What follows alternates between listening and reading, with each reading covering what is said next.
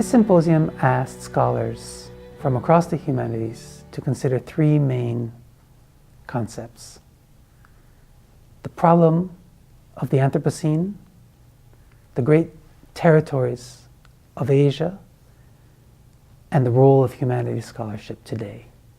First, we asked scholars to consider the significance of the concept of the Anthropocene to how we understand the long histories and the futures of Asia. And next, we asked the reverse question of how to understand what the long-standing, culturally embedded histories of Asia can bring to how we understand the Anthropocene and the challenges that it represents today. And finally, we asked of the role of the humanities in all of this. If the humanities have always been fundamentally concerned with human subjective experience, in the context of the Anthropocene and in the context of the cultural ecological experience of Asia, how do we bring the humanities down to the ground?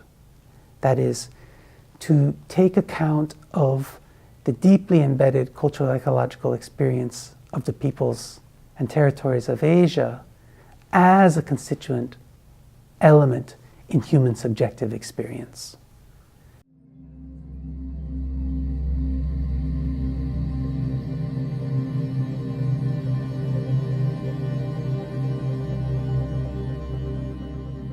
総合地球環境学研究所、地球研ですけど、地球研は、設立以来ですね、分離融合で地球環境の研究を進めると。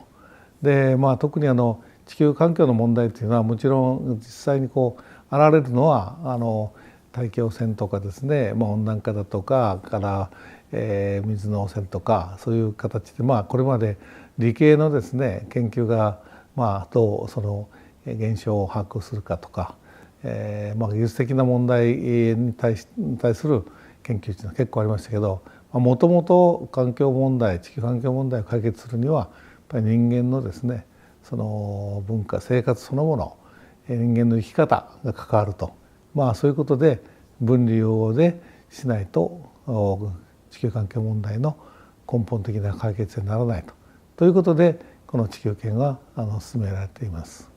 ということで現在、英語でアンソロポシーン、日本語では人類性とか人新性とか言ってますが、もうそういう時代になった。でこれもこのままいくとですね、人類はどうなんだと、人類を含めた生命はどうなるかというそういう非常に危機感がありますが、それをやはり根本的に考えるにはやはりこの人間の生き方とか在り方とか文化の在り方、まさに学問でいうとその人文学がかなり重要な役割を果たさないか、人文社会科学と言ってもですが、そういうことを含めてですね、やはりまさにこれは地球研が正面から取り組むべきテーマじゃないかということで今回のシンポジウムも開かれました。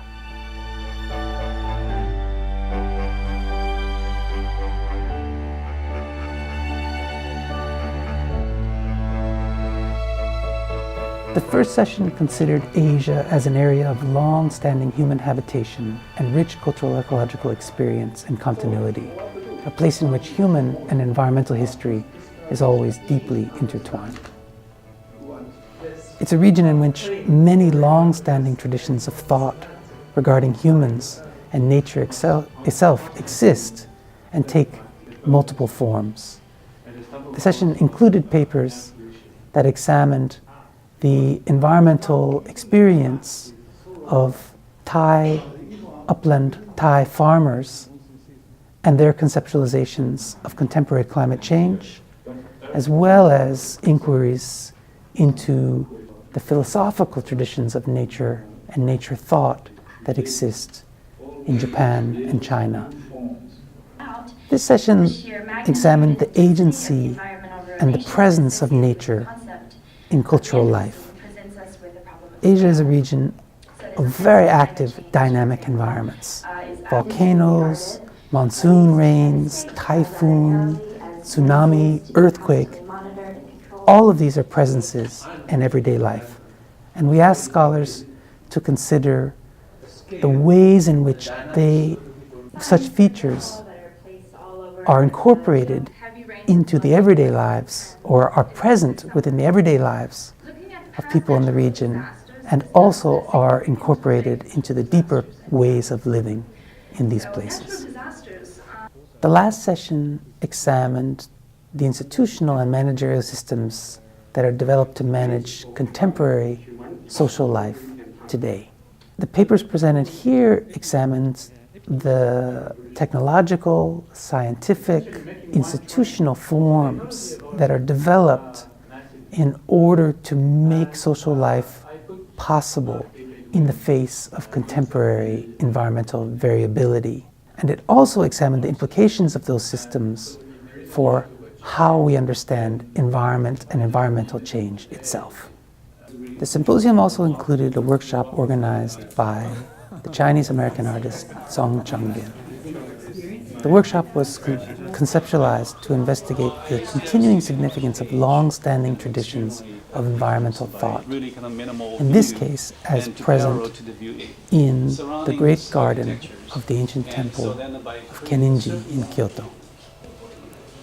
If the Anthropocene distinguishes the Earth as a grand collective project and problematic, it also appears to legitimize a new round of techno-scientific management of the Earth system. And yet, different groups of people have played very different roles in the creation of the contemporary world, raising the question of responsibility, equity, and of how to recognize the real patterns of human environmental interaction that have also created the Earth, and on which the future still depends.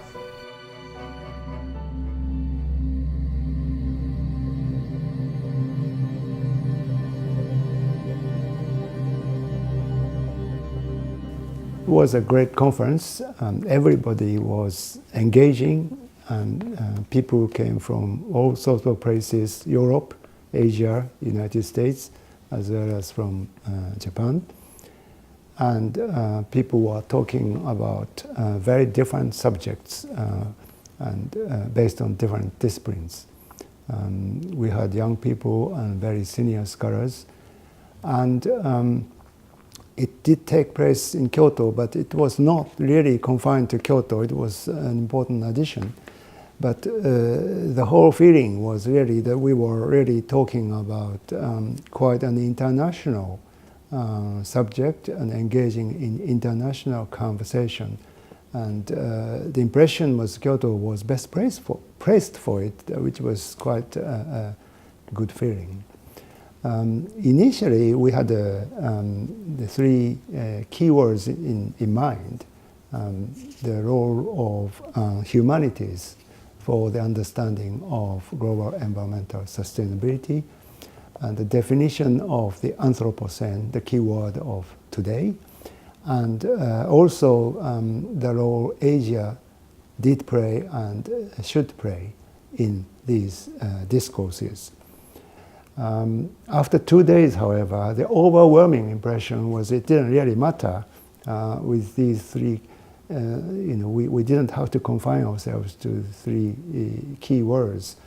The feeling was that humanities, we are talking really about the same thing. Humanities have a capacity to generate something that is universal in a different way from the natural science can produce. And so we didn't think about it, but we actually have just created one such platform that shows the power of humanities on the ground.